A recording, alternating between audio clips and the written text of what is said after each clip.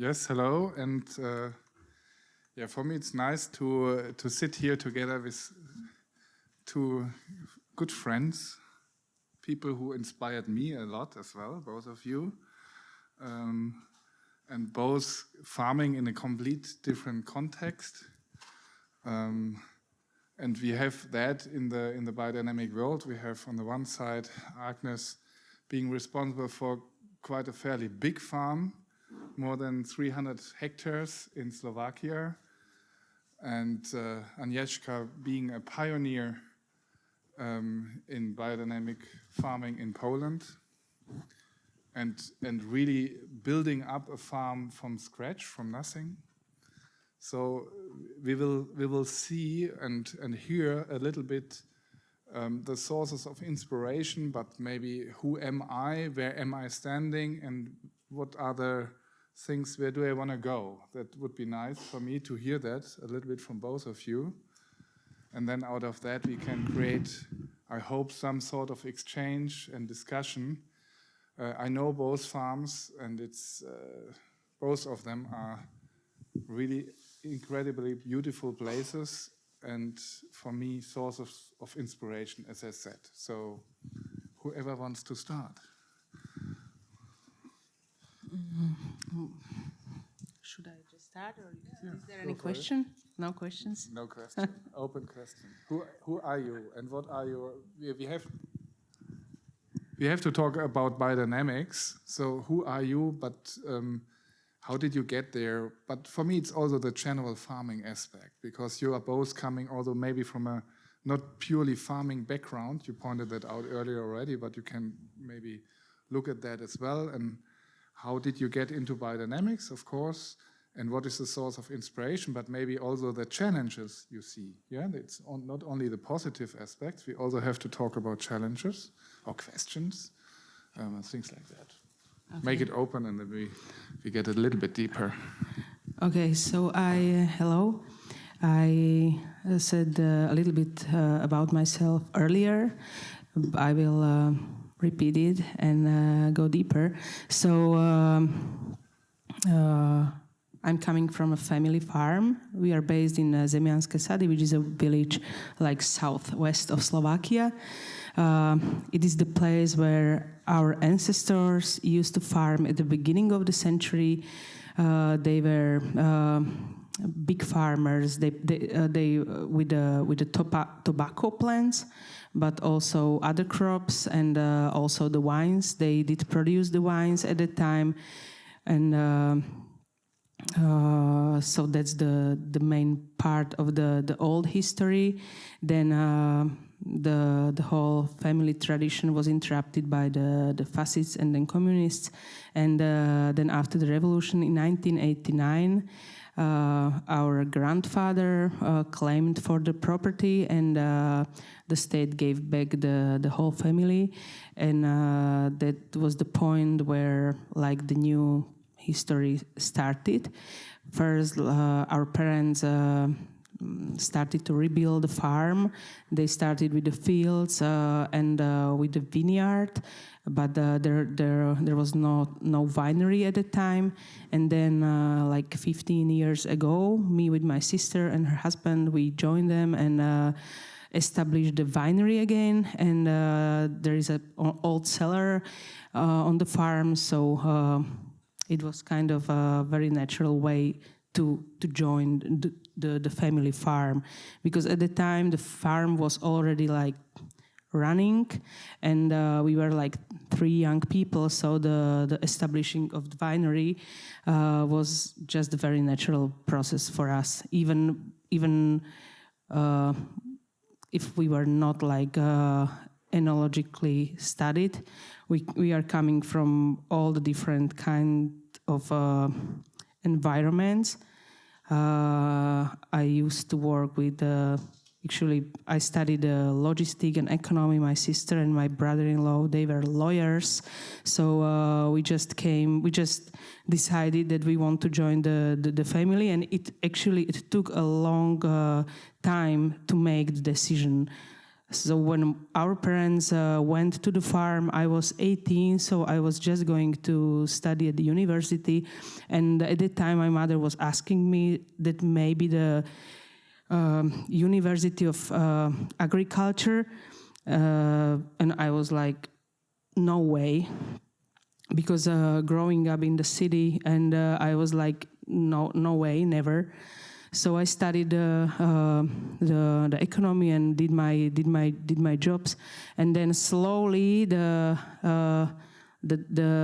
thought about the farming and the whole history thing and all of the things that are actually that were very tempting about the whole process just pulled more and more. And after like 10 years, 12 years, we made the decision to quit the job and join the family. At the time, there was a guy, an agronome, who was responsible for the whole agronomist decisions, both in the fields and in the vineyard. So we started the winery. We discovered the whole natural way of or low intervention way of making wines, and we fall in love with the whole concept because we didn't study the chemistry, and since right as we started, all the sellers from different like enologic additives started to come, and it was like completely. We were lost, kind of, in all these relationships and the preparations. So when we found out about that there is a way that we can avoid all these things and just use our healthy grapes, we fall in love and follow the path. So. But it was the winery, so we started in the winery. This agronomist was still responsible for all the field decision and the vineyard decision, but slowly but surely we took the path to the ecological vineyard, and in 2016 we turned to ecologic the organic farming in the vineyard.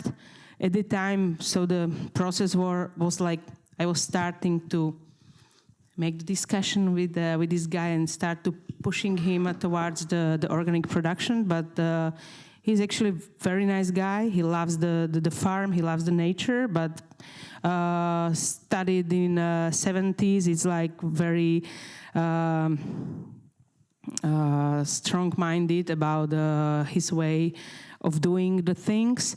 So when I was like pushing more and more with the vineyard, he was like, okay, but okay, do it. I'm out. So that's when there was one of the milestones for us because I kind of took over the vineyard and over the decisions in the taking care of the wines, and it actually helped us very much also with the family, because slowly all the responsibilities start to taking their place actually, and the people who would follow. So yeah, so it was 2016, and then it's a I don't know. I changed my mind over the years. I realized that it's a very long-term relationship with the nature and with the whole farm.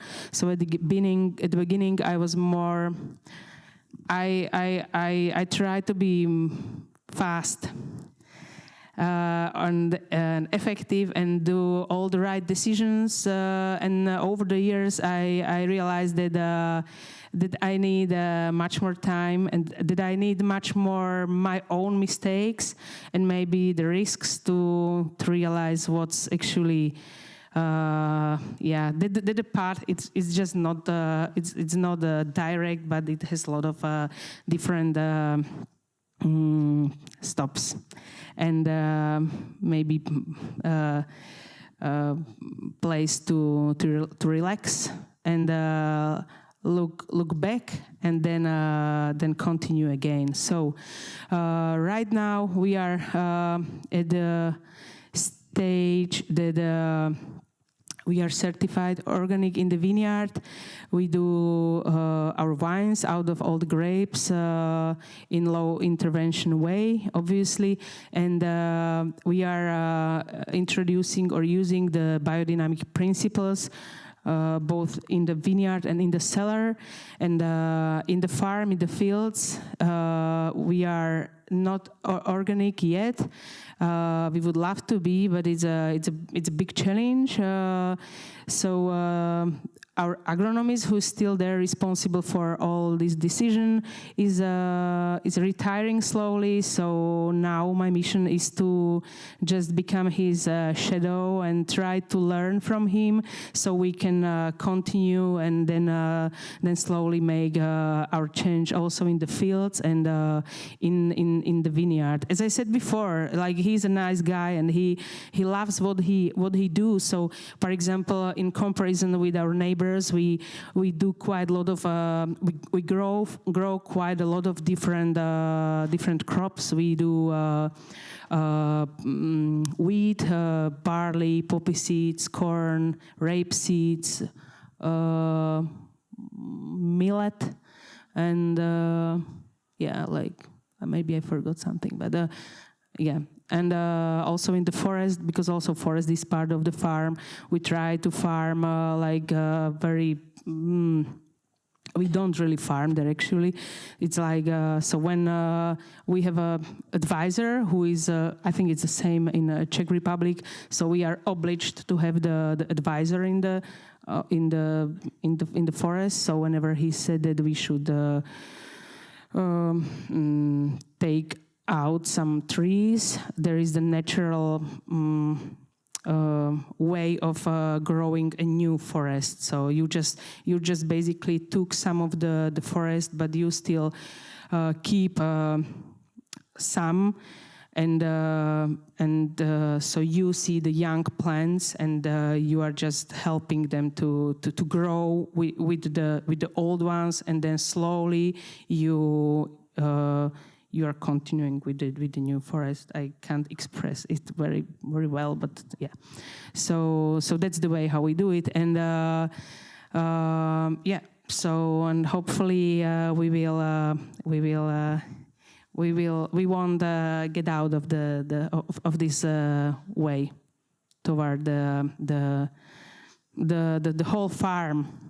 Still, we don't have any animals. We have some sheep there, but not like really like animals, and we would love to. So that's also one of the challenges that's ahead, which is great. We still have like a lot of things we can do. So, and that's we are. Well, more and more I do it, I see that we are like at the very beginning, actually. So, which is actually good. It's a good feeling.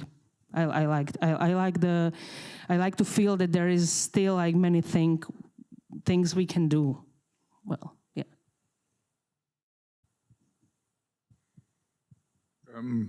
I maybe stick a little bit with you. Thank you. We have a broad overview now, and for me, I could see that in a few places in the world, if you go into this big farm context, and here especially, it's once again an example, if you talk about biodynamics, that sometimes biodynamics or the viticulture is kind of the entrance that biodynamics can enter a farm.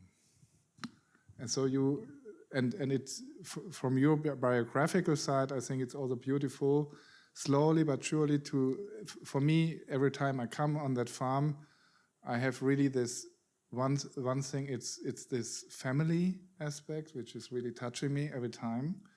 But also this,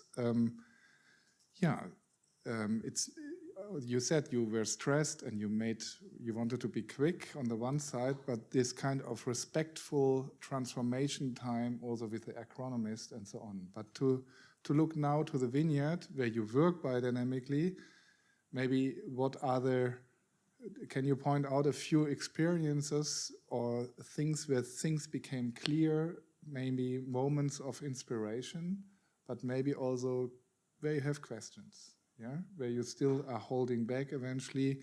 I am not there yet to do this thing in the entire farm. What are the inspiration factors, or maybe also the aspects where you still say, I still need to gain more experience to go really the step on the bigger place? I don't know, like more and more, I got into the vineyard and the farming, not the cellar, but the farming outside. I realized the thing that everyone knows, and that it's obvious that it is a circle, that you do really need all the, or you don't need them nowadays, but it's much better, and it makes sense to have the whole farm. It's I don't know, it's the idea that is very tempting for me, like I love the fact that we are not just the winery, but that we have also the field, that is the forest, and that and I would love to have also the animals. So and I think that this is the whole concept of kind of biodynamics, to have the whole the whole place with all the aspects, people included within the whole farm. And I got to the biodynamic through, I think, I'm not sure, but I think it was through other winemakers, actually, to our friends in Austria and Germany that were biodynamics, that I admired. I admired their wines, and I found out that they work in a biodynamic way. At the time, I didn't know nothing about it, but as I studied, it made sense to me because, like, when you work organically, it's you are spraying. It's in a way, it's kind of similar to conventional farming, in a way that the seller is coming to you and bringing all the preparation in these plastic bags. They are just allowed in the organic farming. They are way more better and respectful to the soil and nature. But still, it's this kind of process. And what's very appealing to me in biodynamics is that it's bringing your own environment, and it literally teaches you to go out to pick some of your own plants or things and use them to take care of your vineyard. You still can use also some other things, but this whole thing that you are at least for me, it was like that. With the biodynamics, I really got into the nature, and I have to go there and observe more and pick some things. I don't know. I didn't do it as much before. So for me, it's a huge part of it, and I kind of secretly believe that the part of the biodynamic is to force you to go to your nature, to your farm, and really get to know it. I'm more on this side of the whole biodynamic process. I'm not really the anthroposophist, and I don't really I don't know much about the whole what is the word? Spiritual thing behind. I try, but it's not natural for me. So, but so I believe that it's the connection with the nature and with at least for me, with the nature and with the people and with the animals that is so tempting for me. And the fact that you can, maybe, I don't know if it's the final. It is the ideal to be able to use just think you can find around you to take care of your plants. I don't know. I'm not there yet, but and I don't know if it has to be the plan, but be on that path is that's what's very tempting for me. Thank you. Are there, either we go now to Agnieszka, or are there any questions from the public now? If yes. I may take a microphone, thank you. Thank you. I would like to ask you about the perspective of the plants, of the vines. When you were in the transition from the conventional vineyard to organic and then to biodynamic, you still have the same plants? Did you? Yes, we do. And so could you see the difference, how they grow, and what are the benefits, or how long that it took to the plants to adapt to the new conditions? Because, like, as I can imagine in vineyards, there is a lot of chemicals used against fungi, pathogens, and then my feeling is that the plants are as well adapted to that management somehow. And when you do transition, how fast or how the plants can adapt to the new condition, if it is visible, and if you can somehow describe this process. Thank you. It's a good question, and it's one of the questions that I was asking myself at the beginning, but I'm not anymore. Actually, I think we are still in this kind of process. So yeah, I can see I can see the change, but for me it was also.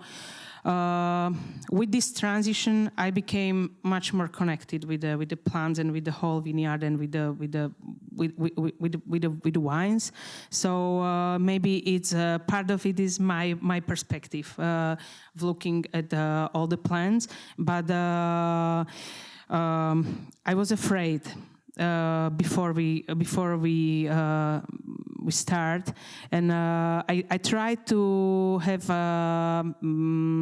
like friends and consultants with me that would help. So I'm not alone in the whole thing, and I was afraid that I will fail because since. I said we came from the city, and we were the ones that actually did nothing about it, and so the people on the farm were kind of against. And at the beginning, they were quite pinpointing or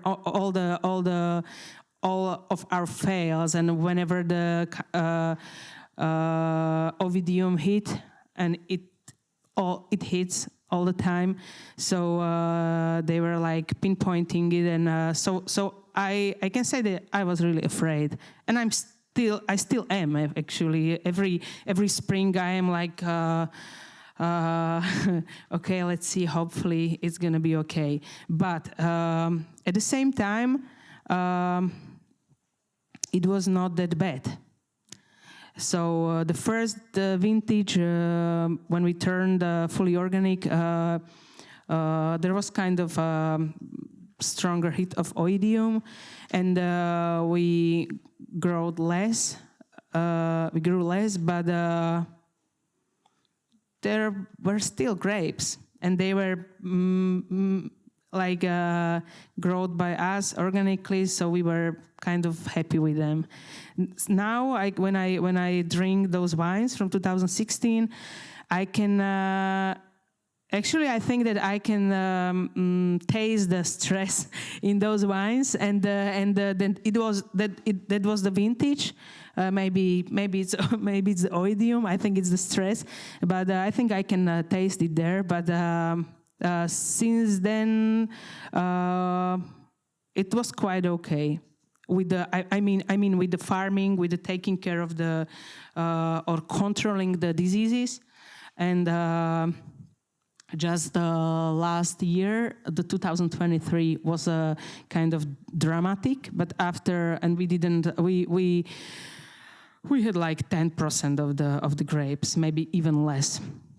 But it was in the whole region, and also like all the wine growers around us, the wine growers that use systematic preparations were hit strongly.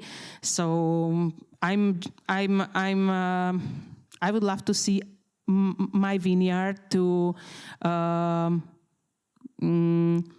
survive in a better shape, this kind of strong heat, but it didn't. So I don't know, but it was in general in the region. So I don't know if I answered the question well. So thank you very much. So if it's okay for you, we will travel now from Slovakia to Poland, to a complete different situation where we got to know each other. We both studied together, or not together. She was a year before in Montpellier at the university, like 25 years ago, more or less. And so we know each other for quite a while. And then I followed her somehow. I visited her first time last year, so she's complaining a lot about me. Yeah, out of a bare land, a pioneer, a true pioneer. I call it redneck country. Yeah, it's really what I can see very often in the so-called New World. I had that feeling coming to your place, to really build something from scratch. And now we have 7.5 hectares of a beautiful vineyard where everything was thought through and even done by Agnieszka. Even the production of the young plants. So it's kind of fascinating for me, and I give the word to you. Okay. The situation really is a little bit different because unlike Agnes, I come from completely different background.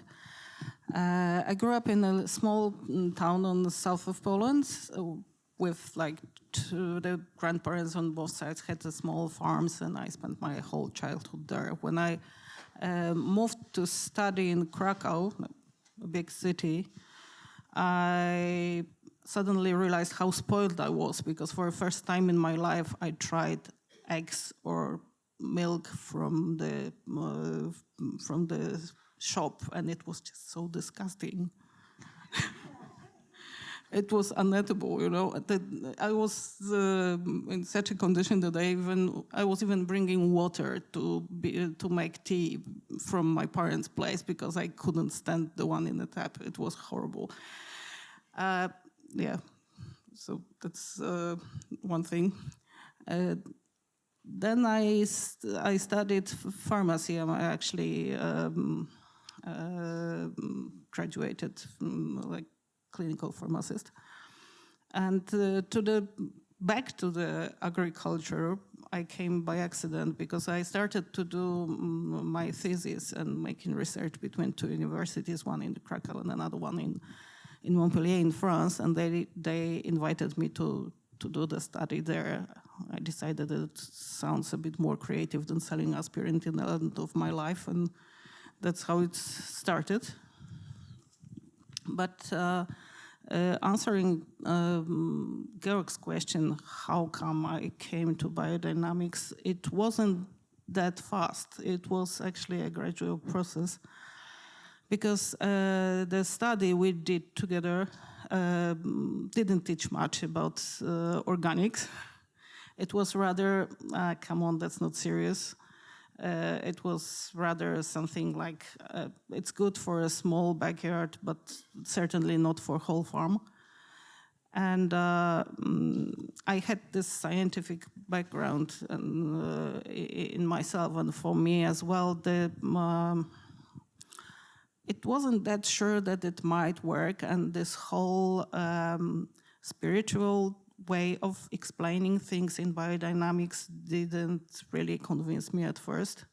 Even though Georg was doing his best, dragging me around for all the wine tastings of biodynamic wines in a whole country or even beyond. At first, too, it wasn't very promising because before we actually made rules for the biodynamic wine production, the only rule was the grape has to be biodynamic, and then whatever they did, they could call it this way. So sometimes they were purely spoiled and not done, which isn't the the best way to convince someone. It's a good way to do it. But then I started to work in New Zealand for a huge company making millions of liters while Georg was burning leaves at Chapoutier and doing his experiments in biodynamics. So we were in completely different worlds. We had this group of winemakers in New Zealand where we were exchanging a lot of ideas, trying to solve the problems together. And that was great, really. I learned a lot over there. We were trying to introduce Pinot Noir into Marlborough region. And people had problems with getting it ripe enough. It's a very early variety, as you all know. At the same time, I came across a wine made at the same valley that I was working in, made of Syrah, which is like completely different word. This is a grape that really requires far better condition, and it was beautiful. It was like north of the Rhone Valley and very elegant. And I just was curious, how come they managed to do this while their neighbors have really problems with Pinot Noir? And I did find out that the guy was working in a biodynamic way. He spent 3 times more time in a vineyard than the others. He had the crop, half of it, or maybe even less, but the wine was just unbelievably good. So that was probably the biggest inspiration for me when I've seen that the work of a person can overcome the problems with of the climate already, and then the biodynamic actually does work. The first proof. Then, I was working as a winemaking consultant, working with the organic and biodynamic farmers as well, but at the same time still with conventional. And it was only 13 years ago where my partner did find a place in Poland, really good place, that was in a region where really there is no other vineyard at all. Like we have the nearest vineyard 30 kilometers further.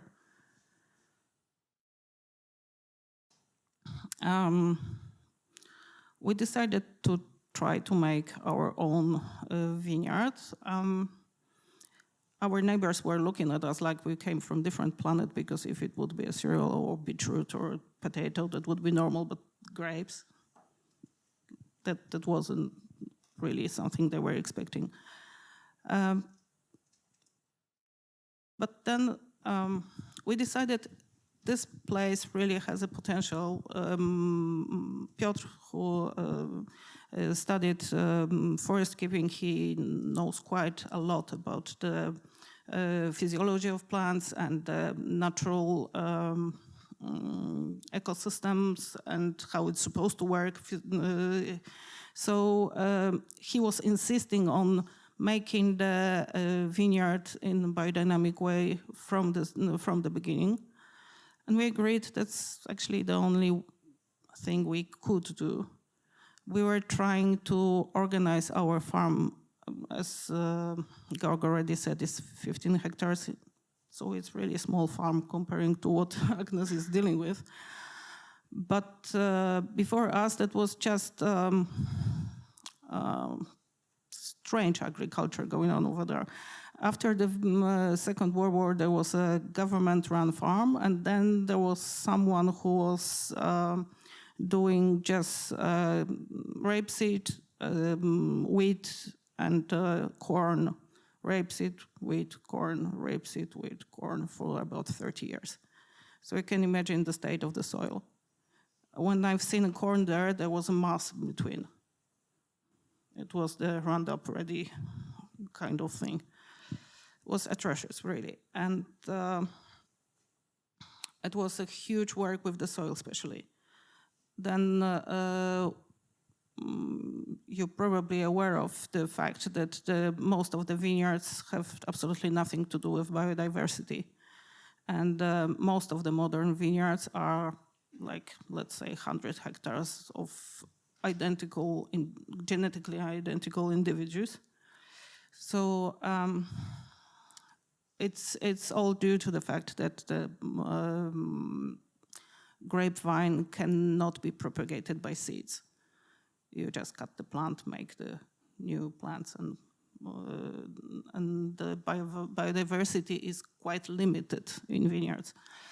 We really insisted on having it as big as possible, so we basically made it the way that we have at least 6 to 8 different clones in each variety.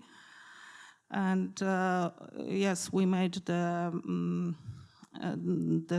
plants on our own, as Georg said. And it was purely because we really wanted to make it by muscle selection. It was not a few. We are talking about 20,000 plants, just to give you a figure. Yeah. Not at once. We did it little by little over a few years. But the thing is that we were actually trying to choose the material for it from the vineyards we know. We know the wines, we like them, we know how they were grown. We know, for example, that, let's say, one of the Pinots we took, there was a little valley in Czech Republic. And there was a huge problem with mildew everywhere, but not on this field, which means the plants were more resistant, which is a good sign already and a good material for organic farming. And this way we were choosing it from northern Italy, Alsace,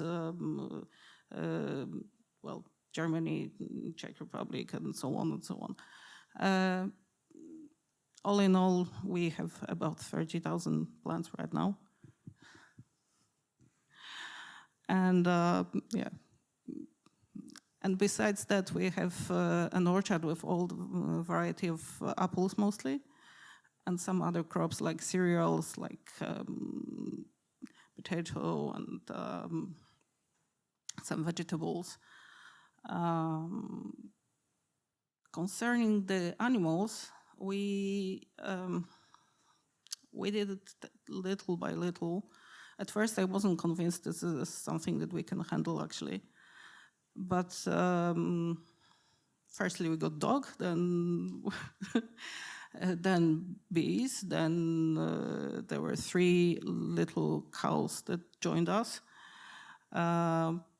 It was Dexter breed, which is actually quite popular in Czech Republic as well. And now Piotr thinks about some more. I'm a bit afraid. We'll see what will happen.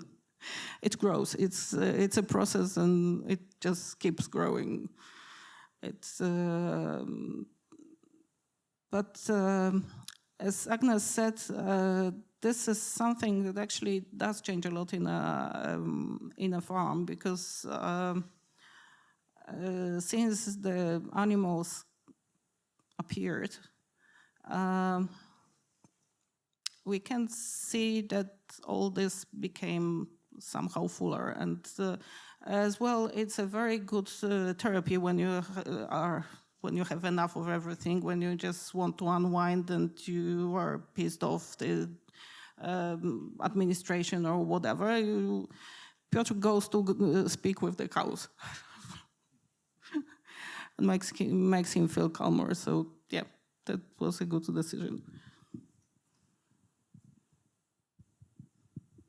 Thank you. Are there maybe any questions? Are there any questions? I have a question. Please talk, yes. How long did it take to the whole process? I mean, We started in 2013 with this this place. I mean,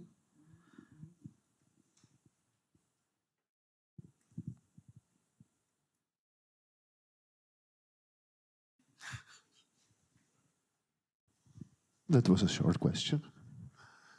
Marek?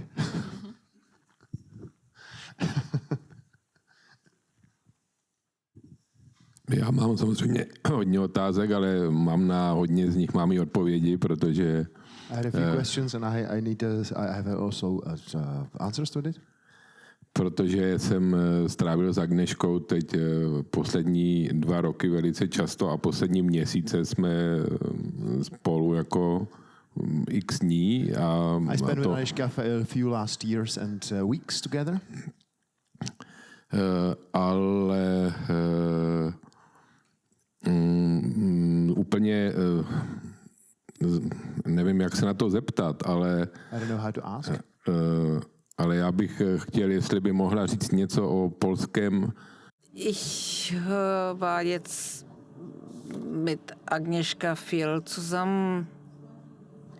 to the Czech Republic, because in fact Polish viticulture is something quite old and very new at once. We had vineyards in like Middle Ages.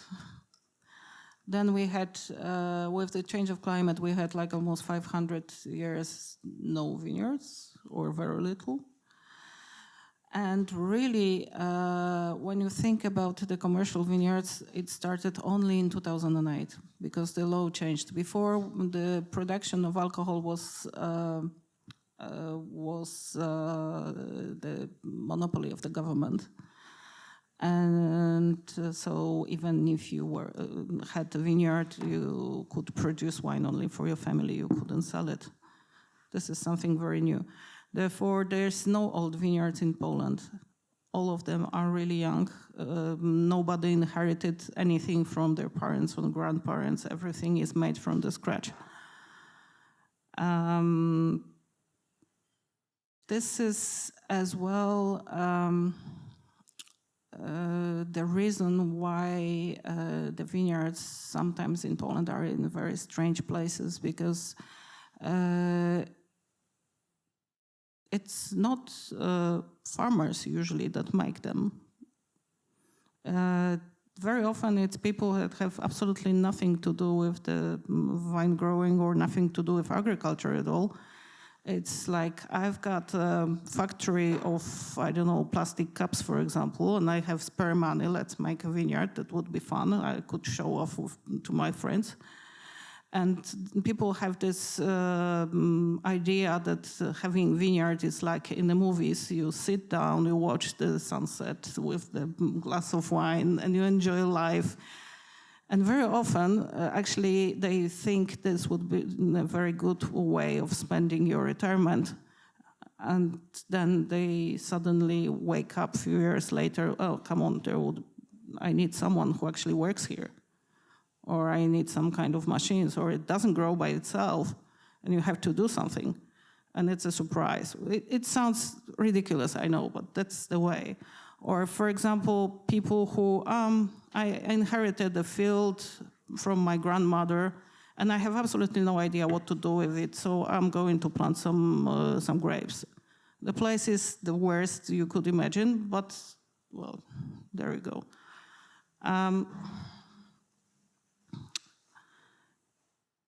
It is more and more logical because people started to learn and started to do it in more pragmatic way, I would say. But it's all very, very new. We started with only hybrids. I mean, not we started, because I was actually the only vineyard that didn't plant any hybrids ever. We have only Vitis vinifera in our vineyard. But in Poland, people used to believe it's not possible to grow the European varieties at all. And it just changes slowly. At first, everyone was planting only hybrids. Then right now, they're pulling it gradually. So we are going pretty much the same way as Canada went through or New Zealand went through years ago.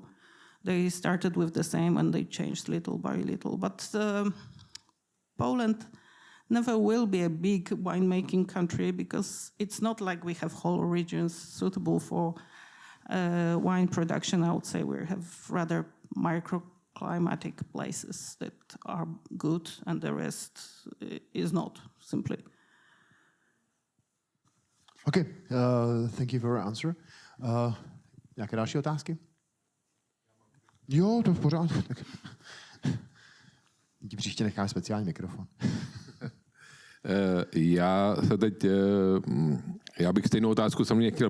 Ich möchte die gleiche Frage auch an Agnieszka stellen, aber jetzt zurück zu Agnes. Du hast gesprochen über die Entwicklung und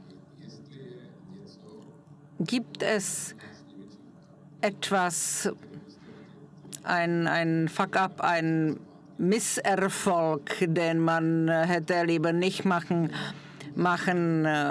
sollte? Das größte Problem oder was du gerne ungeschehen machen möchtest? Which one is the biggest? I'm trying to find one. You can share a few.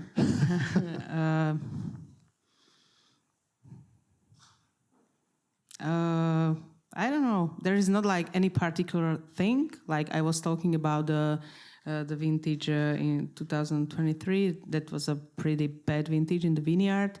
But I don't know.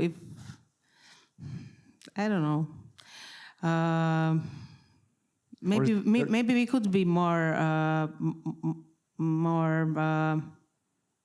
Maybe it could go faster. But as I said before, it's not I don't know. No. And is there something you would like to do, you would like to change? This was the question also. If there is something you would like to change or do different way? In the future, yes. I would. I can't think about any like main decision we made that I would do differently, actually. I mean like a big decision. There are like tons of small decisions that could be better, but not any like big one I would do otherwise. But maybe I just can't figure it now. Okay, thank you. Okay, and the same question would go to you, Agnieszka. Is there something you would like to do differently in the past, or is there a beautiful fuck up? Ešte len dopoviem. It's also like we are getting. I think we make the decision, and then we see how they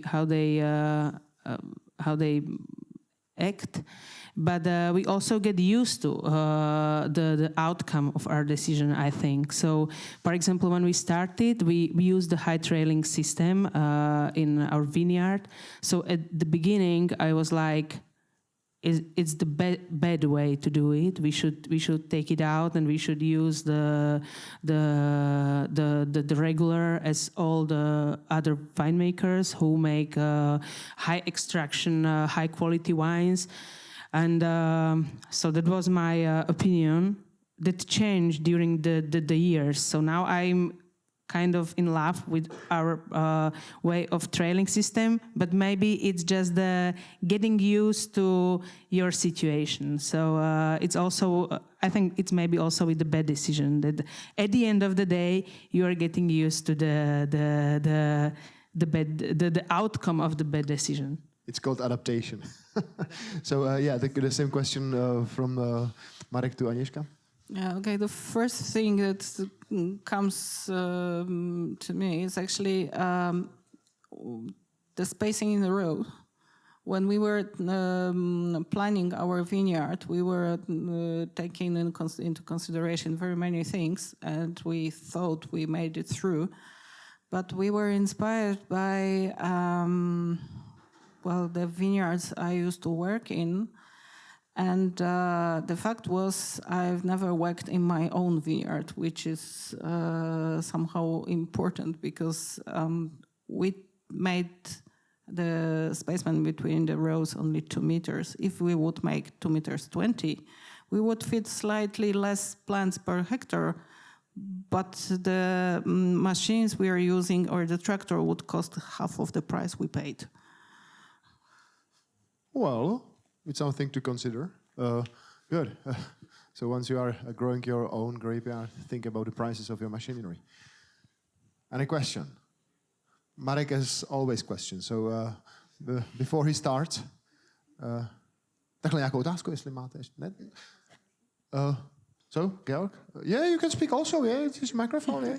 You're on a stage. No, maybe not a question, but just a comment what she said with the trellis system, because I know her farm and there is one lady also in the vineyards always standing there, and it's very much related to her. Yeah, she's called Maya, and she's standing in this high trellis system, and I'm just trying, when you pointed that out, I tried to imagine Maya now in a Guyot system. It didn't really fit. And we are laughing now because it's really this connection human-plant, which you can see there in a very strong way. I just wanted to add that. And yeah, maybe as a closure, if there is not... Marek has also a few I know, but I just... Before we give a word to Marek. Give the word to Marek, no problem. No, but before you can have a closure. For me, both of you are really inspiring people. We have to say that Agnieszka, she traveled the entire world, giving consulting to many, many places. She's not pointing out, and she's still doing that in Poland. So she has seen a lot of things, and now to see her within her own thing, it was a wonderful experience for me. And it is not only out of the biodynamic perspective, also about of the organic or viticultural perspective, to have a place like that, which was built up within the last years in such a precise human connecting way, producing her own plants and things like that. I have seen much of the world. I haven't seen a place like that. And now this is really a place where we can, in my opinion, also from the research perspective, try to work together and to learn from each other. It's really very special. So I invite everybody to go and see that place. And it's the same for Agnes's place. For me, it's also a place of inspiration, because you must imagine this wheat field, monoculture, and there's nothing else in her region or around that farm. And then in the middle of that wheat monoculture situation, where it's really in summer hot and dusty and things like that, you still have, and you can explain much better how it survived. You have the situation with the forest, but not only the big forest, but smaller forest, hedges, and things like that. There is within kind of this island still existing, which is a big farm where you have big fields, and now this impulse, this human impulse coming from you and the people working for you, that's also something inspiring and not pushy. That's what I love about Agnes. There's always, she pointed out that they are thinking too much. No, It's a process of transformation, which since I was there the first time, is very thoughtful, very well reflected, step by step. Also this kind of respect for the social, for the economist, for Maya, and all those aspects. It's all of this beauty of the farm, but the beauty of the people as well. I wanted to point that out. And I don't know if you could get a feeling of these two people. I hope it's helped you. But if there's one more question of Marek, of course, I can give the word to Marek. And if But not, this we would be a just nice conclude. closure. I have actually. one more answer to you, Marek, since now I had the time to think about it more. So maybe if I would do it again, I would start earlier. That may be the only thing. I enjoyed myself quite a long time before we went to the village. So maybe that would be the change. But at the same time, it made me who I am. So, yeah.